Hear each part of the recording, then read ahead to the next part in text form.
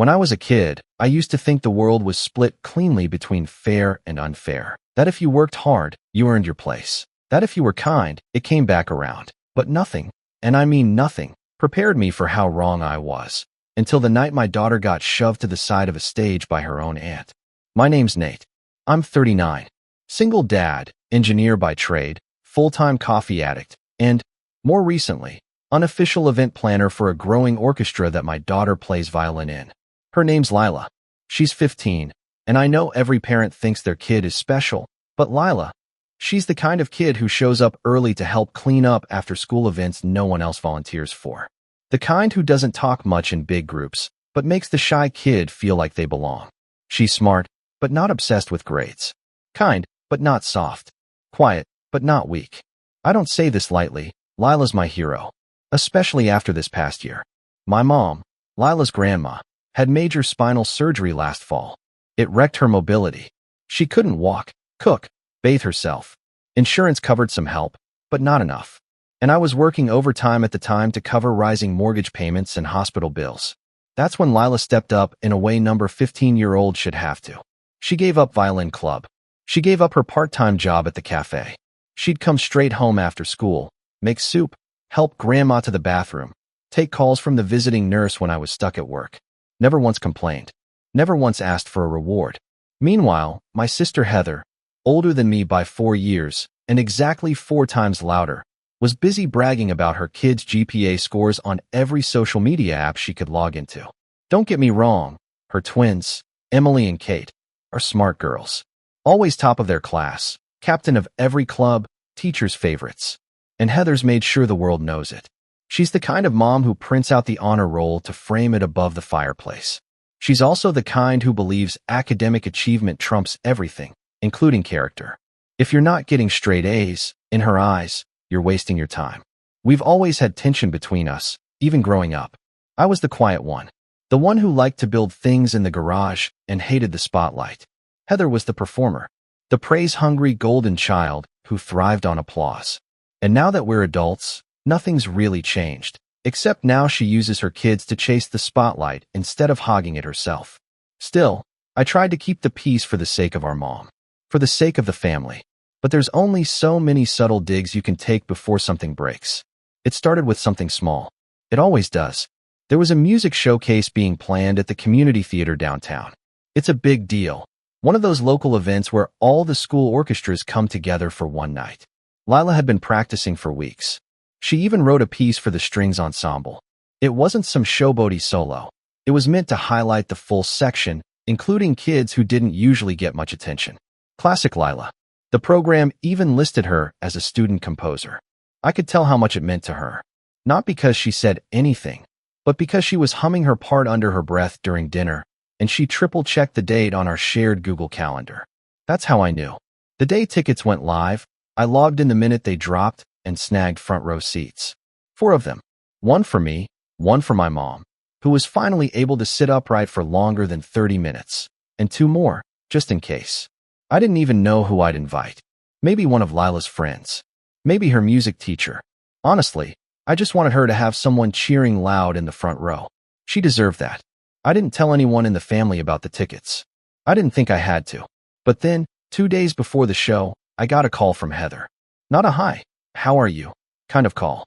A straight to the point, no pleasantries, I'm already irritated kind of call.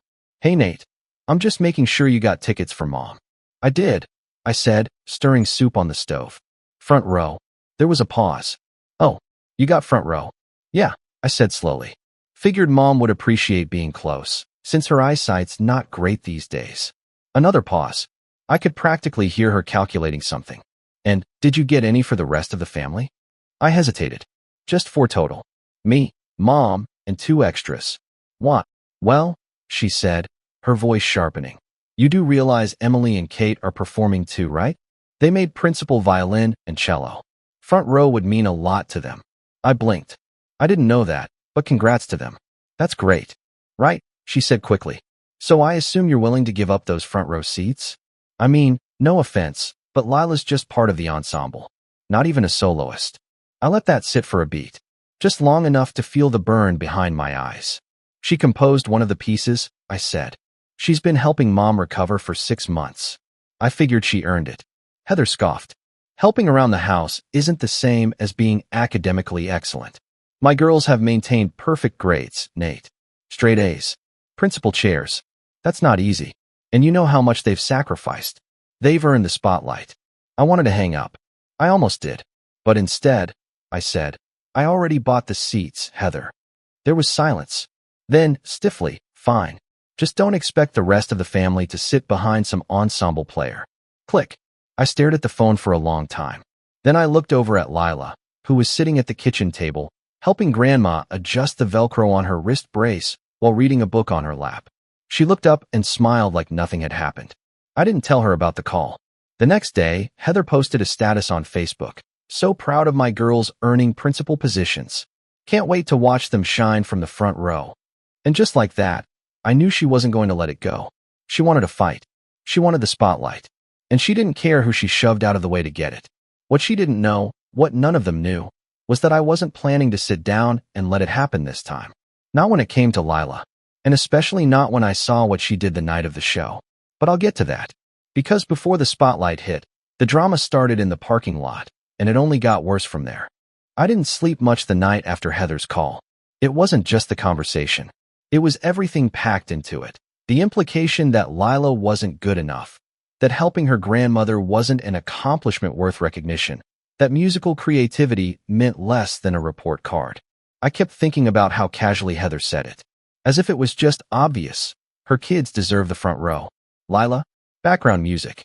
The next morning over breakfast, Lila was her usual quiet self. She had a blanket wrapped around her shoulders and her hair pulled up in a lopsided ponytail. She looked up from her cereal and asked, "Do you think Grandma will be okay sitting that long?" "Yeah," I said. "I talked to her physical therapist. We'll bring one of the portable cushions for her back." Lila nodded, took a bite, and said, "Thanks for getting those seats." I paused. "You knew?" She smirked a little. "Grandma told me." She was excited. I smiled and reached across the table to ruffle her hair, but she ducked away with a playful glare. That was our rhythm. Quiet appreciation, small gestures.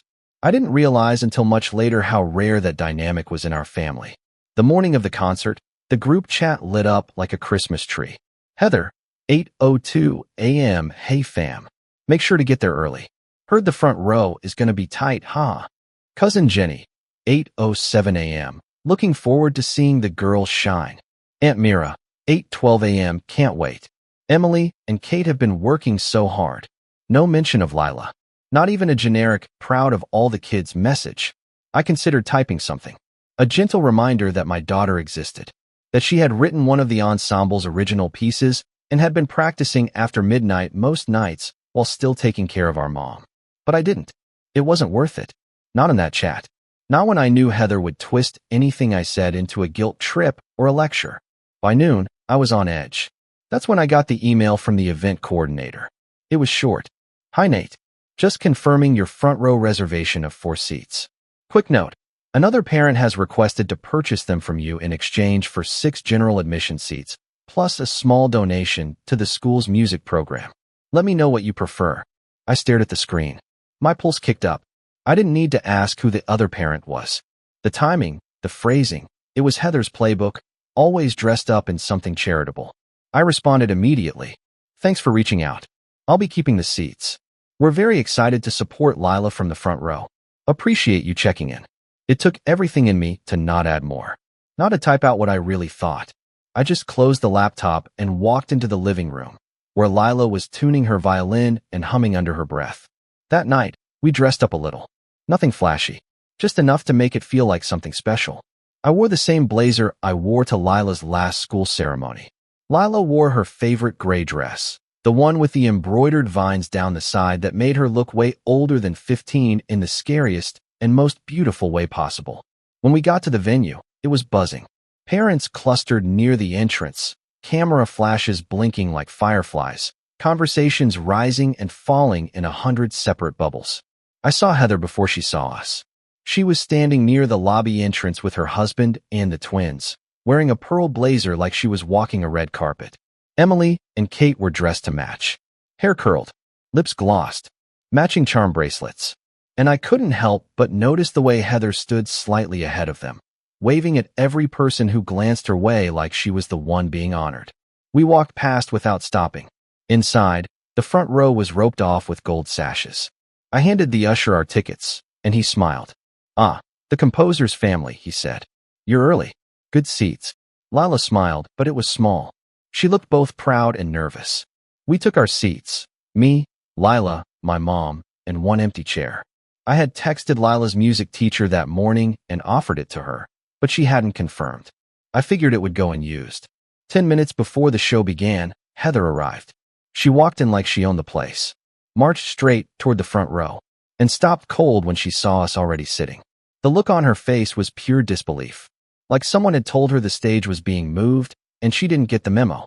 Heather leaned over the rope and said, just loud enough for us to hear, "Excuse me, you're in our seats." The usher, bless his heart, stepped in before I could respond.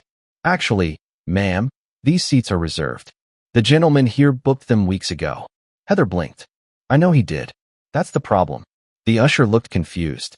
"I'm sorry." Heather smiled sweetly at him, but it didn't reach her eyes. "It's just that my daughters are principal violin and cello tonight.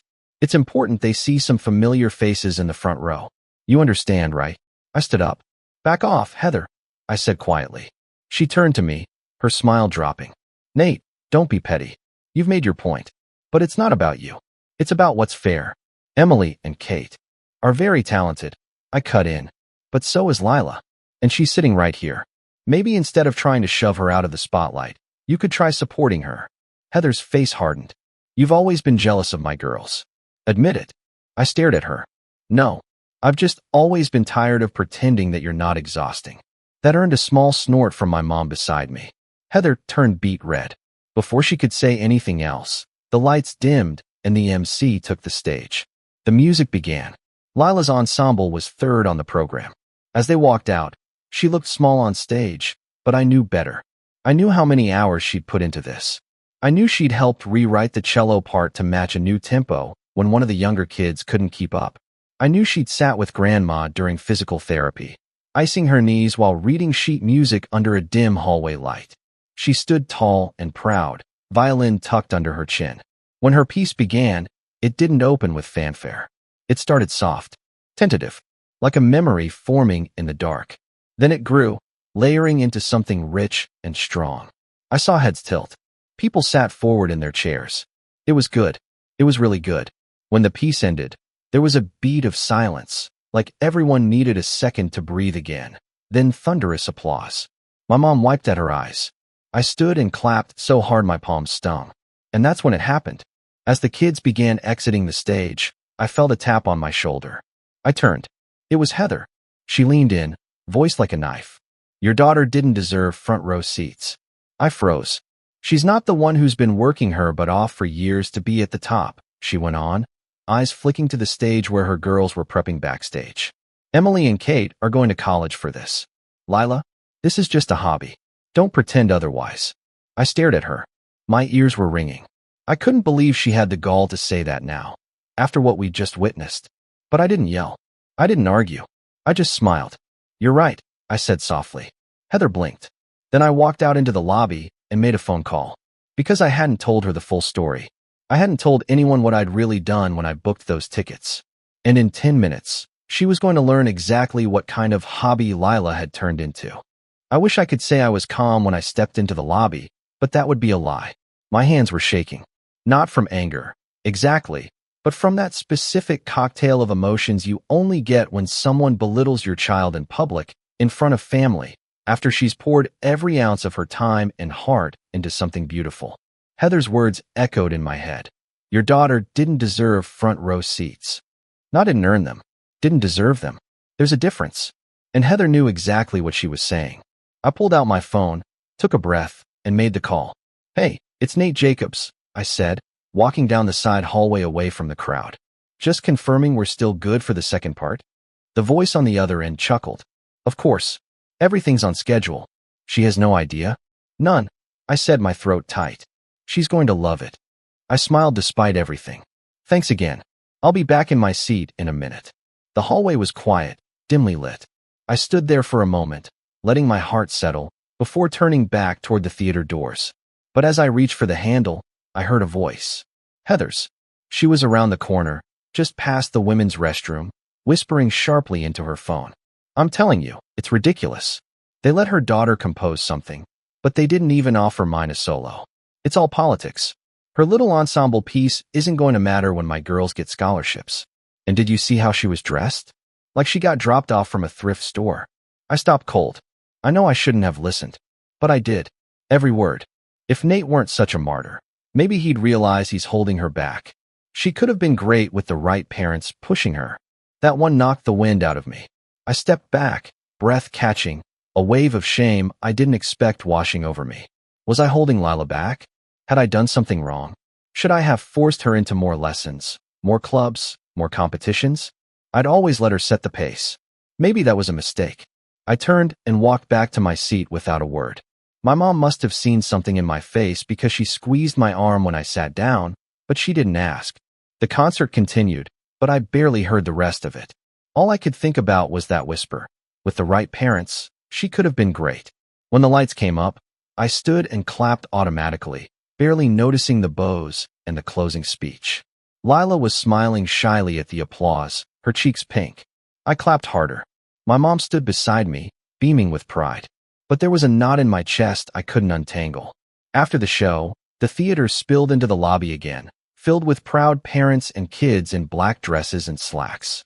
Heather was already holding court near the refreshment table, flanked by Emily and Kate, accepting congratulations like it was her name on the program. When Lila emerged from backstage, she made a beeline for us. I hugged her tighter than I probably should have. You were incredible, I said. Truly. Thanks, she said softly. I messed up one of the notes in the bridge. No one noticed, my mom said firmly, wrapping an arm around her. It was beautiful. Before I could say more, Heather appeared beside us, sipping from a paper cup and smiling tightly. Well, she said, that was a lovely performance. Thanks, Lila said politely. You know, Heather continued, Emily and Kate are doing a workshop next weekend for pre-college additions. I could ask if there's still room. Not sure how much help it'd be at your level, but... Lila blinked. Thanks, but I'm not auditioning for college yet. Heather smiled. Right. Of course. I just thought it might give you some structure. You know, real music training. My mom shifted beside me. I clenched my jaw. Lila just nodded. Okay. That was it. She didn't argue. She didn't defend herself. She just stood there, shrinking an inch with every word. I hadn't seen her like that in months. Not since those first few weeks after Grandma's surgery, when she barely slept and cried in the bathroom with the door locked. Not since she gave up her part-time job and tried to study for math tests while timing our mom's meds. And it hit me all over again, how easy it was for Heather to steamroll over people, to make someone feel like they were smaller for not chasing the same shiny prizes her girls did, even when they were already carrying twice the weight. I didn't say anything then. Not yet. But I knew. That was the moment. That was the fall. That was when something shifted inside me, because for the first time, I wasn't just angry at Heather. I was angry at myself. Not for being less ambitious, not for not forcing Lila into programs she didn't want, not for giving her space to breathe, but for not shielding her more. For letting her be exposed to people like Heather without enough armor. For not doing more to make sure she knew exactly how proud I was of the person she was growing into. That was the night I realized I had to stop trying to keep the peace. Because peace with people who belittle your kid isn't peace at all. The next few days passed quietly. Lila didn't bring up Heather's comment. Neither did I. But something was different. She was quieter. Not sad, just flat. She didn't hum around the house like she used to. Didn't pull out her violin in the evenings. She went to school, came home, did her homework, helped Grandma, and went to bed. I asked her one night if she wanted to go out for ice cream. Just us. She smiled and said she was tired. That night, I sat at my desk and opened my laptop. I'd been putting it off for weeks, mostly because I didn't want to pressure her, but now it felt important.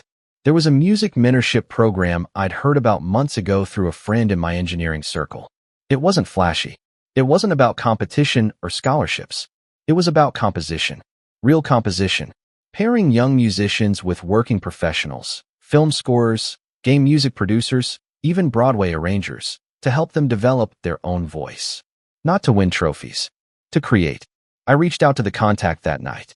We exchanged a few emails. I sent over a clip of Lila's performance, the one I'd secretly recorded from my phone. They responded in 2 days. She's got a unique touch. Tell her if she's interested. There's a seat for her in the spring cohort. Fully funded. I almost cried. When I told Lila, she didn't react at first. Just stared at the email. You don't have to say yes, I added quickly. But they heard your piece. They liked it. And they want to help you keep writing. No pressure. She blinked a few times. Then looked up at me. Are you serious? As a heart attack. She smiled, slowly, at first. Then wider. And just like that, the light came back into her eyes. That weekend, she started writing again. She brought her violin back into the living room and started scribbling little notes on sheet paper, testing melodies, humming fragments of ideas into her phone. She wasn't trying to be the best. She wasn't trying to beat anyone. She was just creating. And for the first time in weeks, she looked alive. And me? I started rebuilding too. I deleted the family group chat. I blocked Heather from messaging me. I took my mom out to lunch, just us, and told her everything. About the conversation I overheard. About the way Heather had tried to buy the front row seats. About the mentorship offer. About how I wanted to do more. Be more. Not just for Lila, but for myself. You're already more than enough, my mom said, gripping my hand across the table. But if this is about finally setting boundaries, then good. It's time. I nodded. And for the first time in years, I felt like I was reclaiming something I hadn't even realized I'd lost. That feeling stayed with me all week. Right up until the night of the orchestra fundraiser. The one Heather planned. The one where everything changed again. Because I showed up with Lila, quiet, smiling, composed, and Heather had no idea what was coming. It's funny how you can spend years tolerating someone, dodging their insults, letting things slide, biting your tongue for the sake of peace. And then, in one moment, all of that patience calcifies into something sharper, something colder, something that doesn't care about peace anymore. For me, that moment had already passed. By the time the orchestra fundraiser rolled around, I was no longer interested in just defending Lila. I wanted to make a point, not by yelling, not by throwing punches, but by building something so undeniable, so public, that even Heather couldn't pretend it didn't exist. And the best part? I didn't have to lie, exaggerate, or manipulate a single thing. All I had to do was shine a light on what had already been there the whole time. Lila's kindness, her effort, her quiet brilliance. I just needed the right stage. And wouldn't you know it, Heather handed me one. She was the lead organizer of the spring fundraiser for the district orchestra program. It was a black tie event at the country club where she and her husband held their annual holiday party. Tickets were $150 a head, with proceeds going toward new instruments, sheet music, and travel costs for out-of-state competitions. Every family was expected to contribute, either by buying a table, donating auction items, or helping coordinate the event. Heather, of course, took the reins like she was running a Senate campaign. She created a color-coded spreadsheet with donation goals and assignments. She delegated auction item outreach to less busy parents. She even assigned roles to the students, most of whom had no idea they were about to be paraded around like decorative centerpieces. Lila, naturally, was put in charge of coat check. When she told me, I laughed. Not at her, but at the predictability of it all. She said I'd be best suited for something low pressure. Lila said with a shrug. Did she? I said. Lila nodded, then went back to her sandwich. But I wasn't laughing later that night when Heather called me out of the blue. Hi, Nate, she said, syrupy sweet. Quick favor to ask. What's up? We had a cancellation for one of the donor performances. Just a 5-minute spotlight. Would you be able to convince Lila to play something? Nothing flashy, just background music. You know, while people arrive. I paused. You want her to perform, but also work coat check. Heather laughed lightly. Well, she can play for 10 minutes, then head to her station. We're on a tight schedule. I could hear the strain in her voice. She didn't want to ask. She didn't even like asking. But someone must have dropped out and left her in a bind. And the fact that she turned to Lila, of all people, must have stung. I smiled. Sure, we'll be there. What I didn't tell her was that Lila wouldn't just be playing a 5-minute background melody. Because while Heather had been busy assigning my daughter to coat check duty, I'd been busy too. I'd met with the mentorship program director, the one who'd seen Lila's composition. We talked about her work, about her potential, and about a special opportunity they had coming up, a collaborative showcase. Each student would be paired with a working composer to co-create a short piece to be performed live at a professional venue. No competitions, just creation, real performance. With one condition, the student had to submit a full draft of their original work by mid-April. That gave us 3 weeks. So every night, after homework and dinner and helping Grandma, Lila and I worked on it. She wrote the melodies. I offered feedback, only when asked. We played sample recordings. She tested harmonies. She even reached out to a local music teacher she admired and asked for input, which, for her, was a huge deal. And slowly, this piece started forming, haunting and beautiful and full of moments that felt like memory. She titled it Quiet Hours. I couldn't think of anything more fitting. So when Heather called about the fundraiser, I saw it immediately, the setup, the perfect moment. Heather wanted Lila to be background noise. I was going to make her the centerpiece. I called the mentorship program director again. I asked if there was any chance they had someone in the area who might be free to accompany Lila live. She said, "Give me a few days." 2 days later, I got a call from a man named Simon, late 30s, jazz pianist, soundtrack composer for indie films. He lived one town over. He'd heard Lila's recording. He was in. Next, I called the event coordinator at the country club. Not Heather, the coordinator. A woman named Elise, mid-40s, very professional. I explained that Lila would be performing with a special guest accompanist and needed a small adjustment in timing. Just 10 minutes, uninterrupted, before coat check. Elise was thrilled. That'll be perfect. The mayor's arriving around then. Great timing for something memorable. I didn't bother telling Heather. Let her be surprised. Lila knew, of course. She practiced with Simon twice before the event. She was nervous, but focused. And I kept my promise. I didn't push. I didn't hover. I just helped her polish the shoes she wanted to wear, printed her sheet music in triplicate, and made sure the violin was tuned to perfection. The night of the fundraiser arrived crisp and cold. Lila wore a dark green dress with subtle embroidery at the sleeves. Her hair was half up, half down. She looked elegant, but not showy. Confident, but grounded. I dropped her off at the performer's entrance, where Simon was already waiting. She gave me a small nod before heading inside. Meanwhile, I parked out front and walked through the main entrance, where the lobby was already buzzing. The silent auction tables were set up, and staff were arranging appetizers on polished trays. Heather was near the bar, clipboard in hand, speaking in a tight whisper to a group of parents who looked like they'd been roped into unpaid labor. When she saw me, she did a double take. "You're early," she said, surprised. "Wanted to get a good seat." I replied evenly. She looked confused for a second, then brushed it off. "Well, there's a little change in the program. Lila will play a short welcome piece in about 10 minutes. Just something light before she heads to coat check." I nodded. "Should be great." Heather raised an eyebrow at my calm. She didn't ask more. She was too busy running the room. The main hall was set like a wedding. Round tables, candles, a small stage at the front with a baby grand piano. There was a printed program on each table. I picked one up. Opening performance, Quiet Hours, violin, Lila Jacobs piano, Simon Royce. Right beneath that, welcome speech, Heather Collins. I smiled. The room began to fill. Families arrived in clusters. Parents in suits and cocktail dresses. A few teachers I recognized. The superintendent. The mayor. And sitting at the head table, of course, Heather. At exactly 7 p.m., the lights dimmed. A soft spotlight illuminated the stage. Simon stepped onto the stage first, followed by Lila, who carried her violin like it belonged in her hands.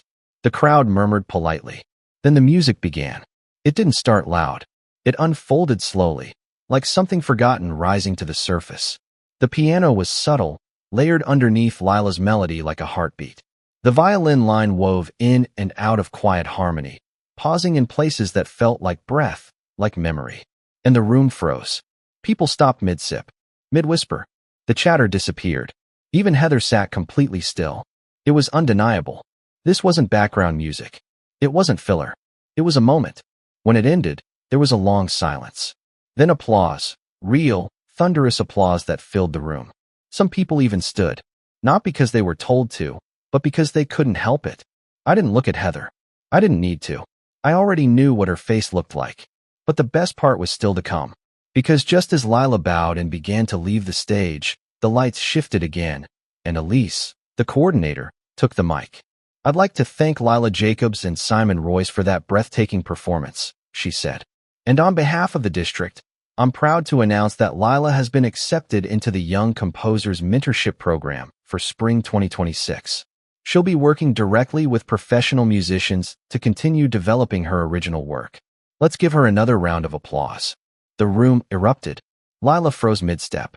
I saw her eyes widen. She looked toward me in the back. I smiled and nodded. And in that moment, everything shifted. Not just the room, not just the fundraiser, the entire dynamic. Heather had built the stage, but Lila owned it now. The applause hadn't even died down before the whispers began.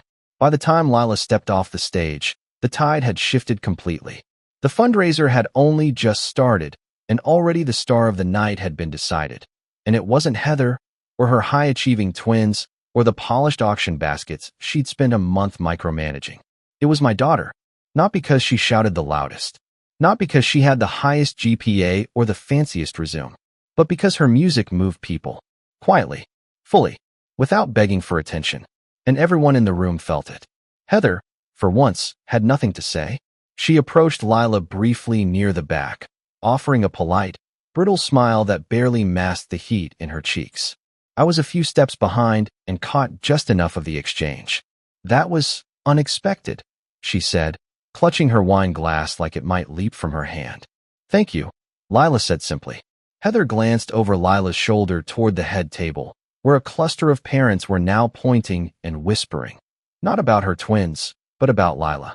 A few looked up her name in the printed program, one already taking a photo of the composer line with her phone. Heather tried to recover. "Well, coat check's still a bit short-handed. If you're done performing, I'm sure they could use you." Lila paused.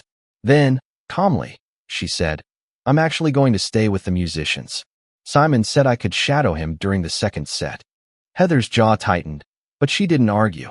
She couldn't, not with people watching. And they were watching. Because what she didn't realize yet, what none of them did, was that the showcase performance hadn't just upstaged her carefully orchestrated agenda. It had rewritten the program entirely. The rest of the evening moved in a blur. People kept approaching me. Strangers, teachers, district reps. Even the mayor's wife came over to say how deeply affecting the piece was. I heard words like precocious, original voice, and natural composer float through the air like praise balloons. But I wasn't smiling for them. I was smiling because I saw Lila, flushed, surprised, unsure of what to do with all the compliments, but standing tall through all of it. She was finding her footing not by performing, but by being recognized for the right things, not just talent, but effort, heart, vision. The best part? She didn't let it change her. She thanked people, smiled gently, and slipped off to sit quietly with Simon and another musician, listening to their notes like it was a regular night. Because for her, it wasn't about being better than anyone. It was about making something that mattered. I didn't tell her the rest until the following week. When the fundraiser concluded and the online recap went up on the school's website, Heather made one last attempt to reclaim the spotlight.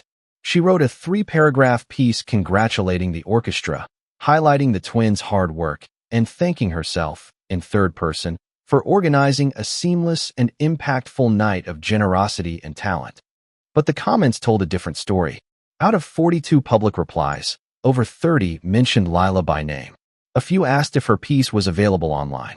One parent even suggested creating a special student spotlight in future fundraisers for original works. The tone was clear. The night didn't belong to Heather. It belonged to the girl she tried to shove behind a coat rack. But the real fallout came later. 2 weeks after the fundraiser, I got a call from Elise, the same event coordinator from the country club. She wanted to let me know about something delicate. Apparently, Heather had submitted a proposal to chair next year's fundraiser as well. And while her contributions were appreciated, Elise said the board had chosen to go a different direction. They wanted someone who could bring more creative vision and student-centered storytelling. And guess who they picked? Me. Not because I campaigned for it. I didn't even apply. But enough parents, moved by Lila's performance and the authenticity behind it, had suggested my name that the board reached out to me. I asked Lila before accepting. "I don't want to make it a power thing," I told her. "But I also want to make sure it's a space for kids like you, who aren't chasing gold stars, but who care, really care." She looked up from her notebook, She was sketching cover art for her next composition and said, "Do it." So I said yes. And that's when the cracks in Heather's carefully crafted empire began to show. I didn't go out of my way to embarrass her. That's the thing about revenge done right. It doesn't need spectacle. It just needs to let truth rise, quietly, until the people clinging to the illusion have nothing left to hold. I didn't take away her friends. She did that herself, slowly, as more parents started pulling away from her constant competitiveness. When she tried to start a group chat for next year's fundraiser, only 2 people joined, and one of them muted the conversation immediately. I didn't sabotage her twins. They're good kids. A little absorbed, maybe, but not cruel like their mom. They kept their heads down. And when the mentorship program director announced the upcoming open call for next year's applicants, guess who asked me? Me. If I'd review their portfolios before submission. "Emily," she said, "you're the only one who seems to actually care about the music more than the score sheets." I told her I'd be honored. Heather, of course, wasn't thrilled. But by then, she'd lost her grip on the narrative. Because the truth was out. And not just about Lila. About all of it. About how Heather ran things for attention. How she played the long game of social dominance, dressed up as community service. How she couldn't stand it when someone else earned praise without asking for it. And perhaps most damning of all, people noticed how unshaken Lila was by the noise. How she didn't chase praise. How she just did the work. How she let her music speak without apology. The contrast was too sharp to ignore. Months passed. Lila's mentorship program began in earnest. She traveled every other weekend to work with a composer who specialized in scoring documentaries. She started keeping a journal, not about feelings, but about sounds. She wrote things like, "The way rain hits concrete equals cello," and "Grandma's cane equals sharp staccato footnote." I framed one of her early drafts. It hangs in my home office now, next to a quiet little plaque from the fundraiser board thanking me for creating space for quiet brilliance. As for Heather, well, we don't talk much anymore. It's not dramatic. There was no screaming match, no blowout, just silence. A silence she created when she realized she couldn't control the room anymore. She still sends the occasional mass text around holidays. I respond when I have to. Polite, distant. And she stopped bringing up the front row. Stopped bringing up earning things. Stopped pretending that power comes from pushing others down. Because somewhere deep down, she knows what everyone else saw that night. You can't bury light forever. Especially not the kind that doesn't beg to be seen. The kind that simply shines. And for the first time in years, I'm no longer standing behind anyone. I'm standing next to someone. My daughter. My hero. Final line. She didn't just earn the spotlight. She rewrote the stage.